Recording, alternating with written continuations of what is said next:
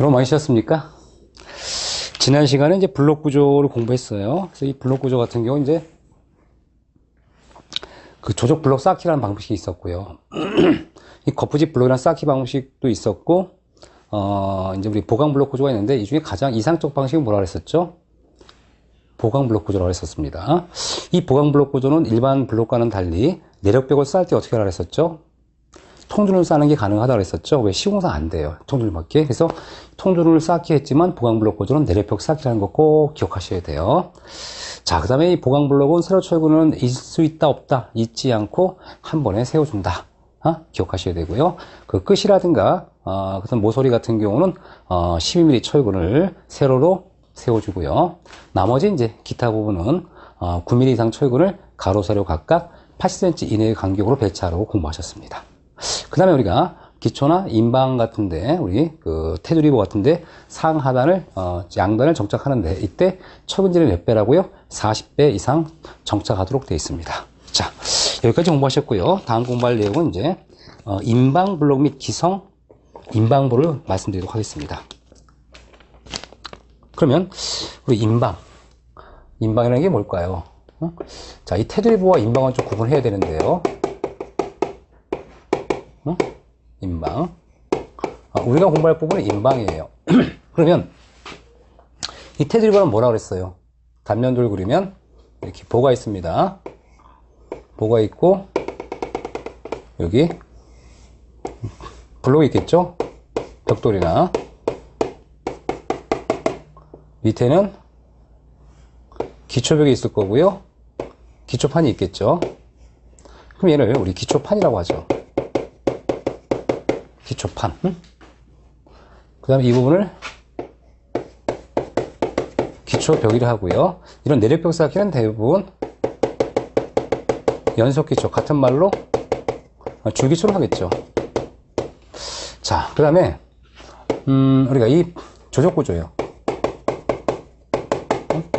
이 조적구조 상부에 요거를 우리 테두리보라 합니다. 내력벽, 이 조적구조 내력벽이죠. 그래서 이제 테두리보의 역할이다 그러면 뭐라고 그래요?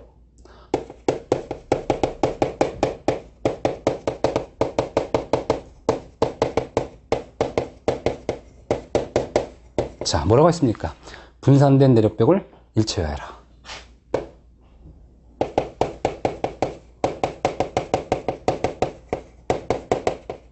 수직균열을 방지하라. 이게 나오잖아요.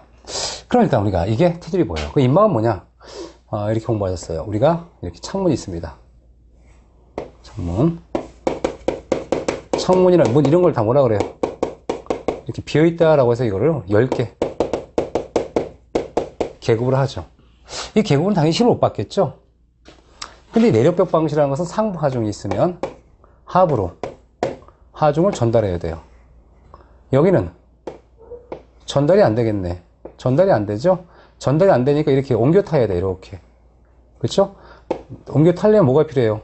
뭔가 전달자가 필요해요. 전달자가 필요한데, 그래서 이 상인방이 아주 필수죠. 여기다가 인방을 대는 겁니다. 인방. 그래서 이제, 결과적으로 이제 이 하중을 이렇게 옮겨 타서 어디까지 내력벽으로 전달해주는 역할을 하는 게 인방이에요. 다만 이제 우리가, 창문이나 문짝이 있다 하더라도, 인방을 설치하지 않는 경우도 있죠. 그중에 대표적인 게 이제 여기 요 테두리보 바로 밑에 창문이 올 경우 이때는 관계없다고 했었죠. 왜? 요 밑에 일부에 어디가 오는 거야? 이렇게 만약 여기 위에 뭐가 온다? 창문이 올 때는 창문이 여기 배치한다 그러면 뭐예요? 창문인데도 불구하고 인방 설치하지 않는 경우도 있다는 얘기죠.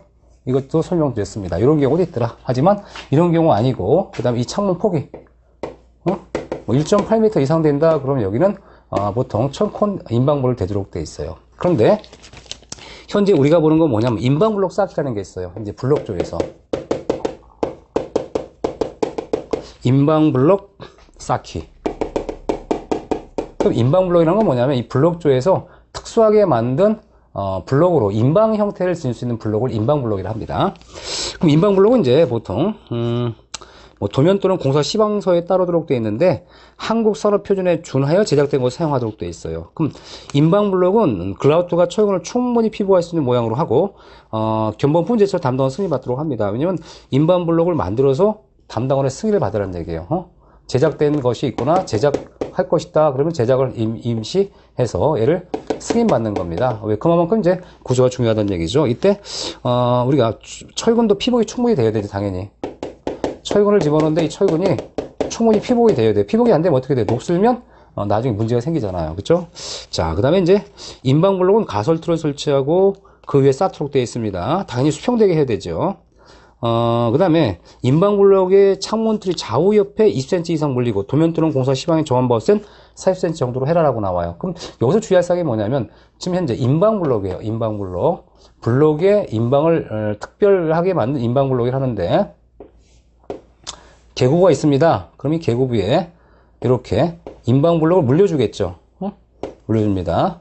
물려줄 때 여기 좌우로 최소 좌우로 같아요. 최소 20cm 이상을 하는데, 그렇죠? 하면 되는데 도면이나 시방서에 표기가 되지 않았다 이거예요.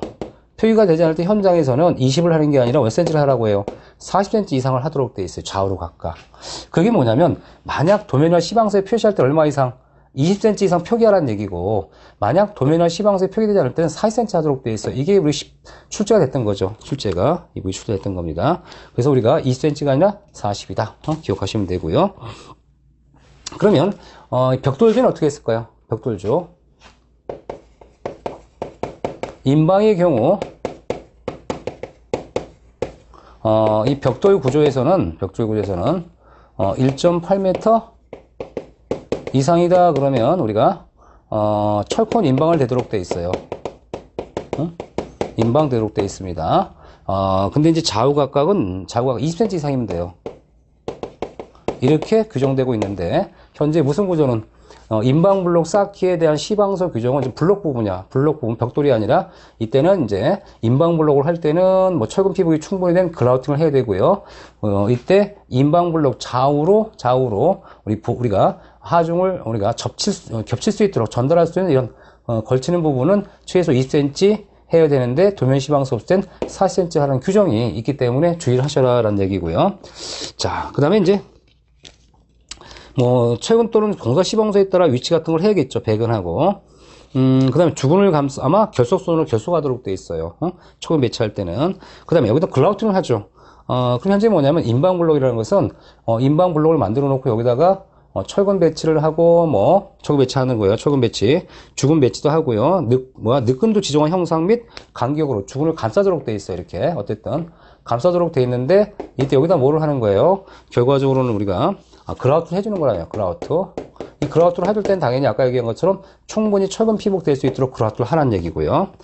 그 다음에 이제 글라우트를 부어놓을 때 이제 우리가 이 글라우트라는 것은 분명히 얘도 물과 시멘트를 교반했겠죠. 그러다 보니까 혹시나 이 인방블록 자체가 흡수율이 높아서 물을 시멘트와 물이 수화 반응할 때 그 물을 흡수하는 경우가 생겨요. 그러다 보니까 이때는 뭐라고 나오냐면 적당히 물축이라고 철근 위치를 유지하라는 거. 그러니까 중요한 것은 물축이 하라는 거예요. 물축이.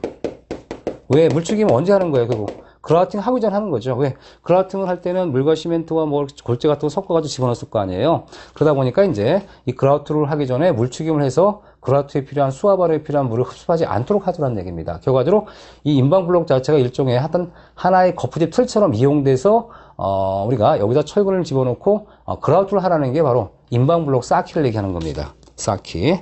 자, 그 다음에 이제 기성코드 인방보가 나와요.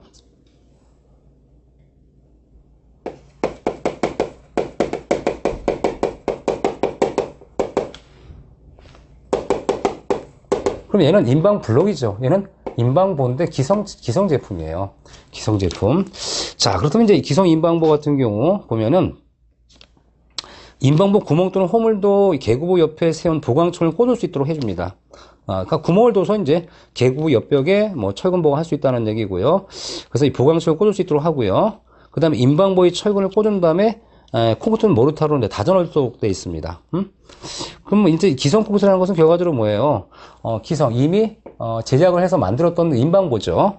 인방보 같은 경우는 아까 얘기한 것처럼 시방송에 나오긴 하지만 어쨌든 중요한 것은 우리가 군방보에 구멍이나 홈을 둬서 보강처형을 꽂을 수 있도록 만들었다는 거고요.